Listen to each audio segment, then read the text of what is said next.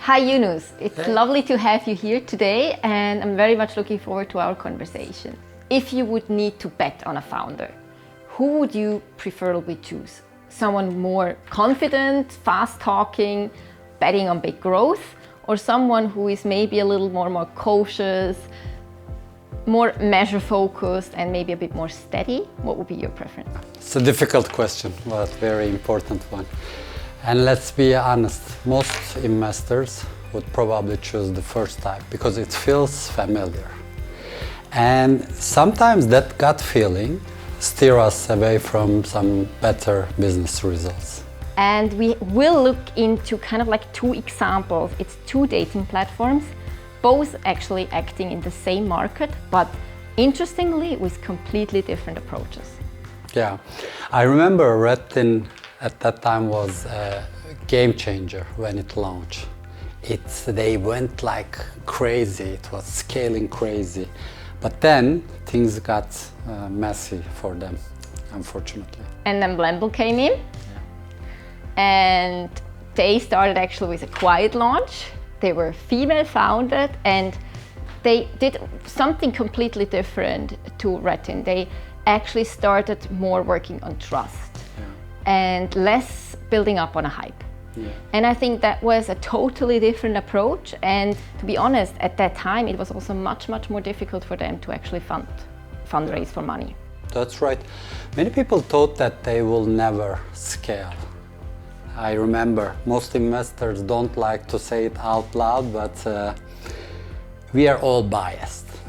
We have to admit that one. We talk about gut feel, we talk about pattern recognition, and sometimes we just say that there are not enough female founders around. But most of the time, we know that it just means we are backing up similar profile or who look like us or who are talking like us. I see this especially when founders are pitching. So maybe let's just right now have a look at two examples. What major milestones are you targeting for this year? We will focus on the launch of the beta versions to gather initial feedback from users. This will allow us to work on improvements and launch the paying versions shortly after. We plan to become profitable in the next 12 months. How confident are you in your forecast for the next 2 years? And how will you manage your business if the market goes down? What gives us conviction is the consistency in user engagement and the early conversion rates. If the market tightens, we'd adjust pacing, but the fundamentals of demand remain strong. Both founders got completely different questions. Where the male founder received a more goal-oriented and future lookout question, the women and the female founder received a more defensive question. So she had really to defend her assumptions. Yeah, that's right. What do you think about it? That's the problem. Huh? We think we are being rational, but we are all wired to trust what we are familiar. So these biases decrease the opportunities and often result in bad investing. Boston Consultant Group research shows that women-led startups deliver 35% higher return on investment, and they exit faster. But still, they get less than 4% of VC funding. So what you're actually saying is that investors are sticking to what feels comfortable to them. Yes. So I've trained to recognize my own bias, and it helped me to spot valuable opportunities that others overlook. And actually I have better return on investment. You're actually saying is that investors usually stick more to what feels comfortable to them.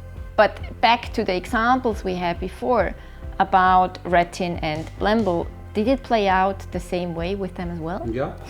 Paying customers of Blemble actually has reached more than 4 million people. It's a huge amount. But despite of this, they still got less investors interested.